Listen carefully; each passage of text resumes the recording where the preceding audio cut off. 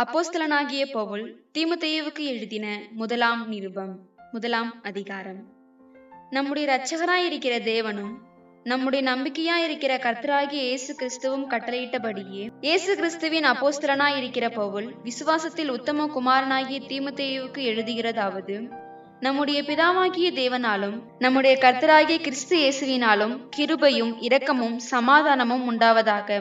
வேற்றுமையான உபதேசங்களை போதியாதபடிக்கும் விசுவாசத்தினால் விளங்கும் தெய்வீக பக்தி விருத்திக்கு ஏதுவாயிராமல் தர்க்கங்களுக்கு ஏதுவாயிருக்கிற கட்டுக்கதைகளையும் முடிவில்லாத வம்ச வரலாறுகளையும் கவனியாதபடிக்கும் நீ சிலருக்கு கட்டளையிடும் பொருட்டாக நான் மக்கேதோனியாவுக்கு போகும்போது உன்னை எபேசு பட்டணத்தில் இருக்க வேண்டிக் கொண்டபடியே செய்வாயாக. கற்பனையின் பொருள் என்னவெனில், சுத்தமான இருதயத்திலும் நல் மனசாட்சியிலும் மாயமற்ற விசுவாசத்திலும் பிறக்கும் அன்பே.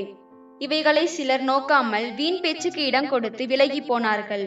தாங்கள் சொல்லுகிறது இன்னதென்றும் தாங்கள் சாதிக்கிறது இன்னதென்றும் அறியாதிருந்தும் நியாயப்பிரமாண போதகராய் இருக்க விரும்புகிறார்கள்.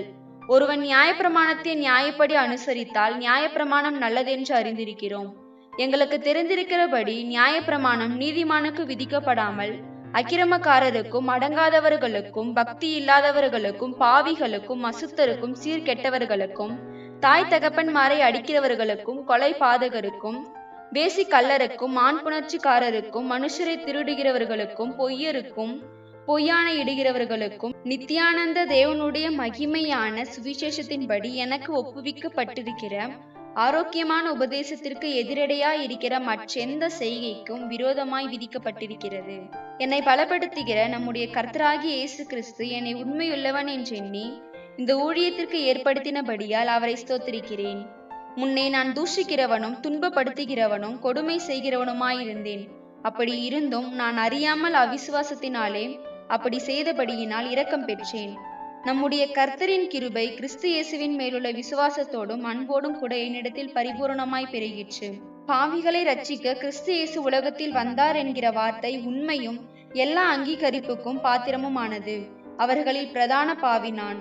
அப்படி இருந்தும் நித்திய ஜீவனை அடையும்படி இனிமேல் இயேசு கிறிஸ்துவினிடத்தில் விசுவாசமாய் இருப்பவர்களுக்கு திருஷ்டாந்தம் உண்டாகும் பொருட்டு பிரதான பாவியாகிய என்னிடத்தில் அவர் எல்லா நீடிய பொறுமையையும் காண்பிக்கும்படிக்கு இரக்கம் பெற்றேன்.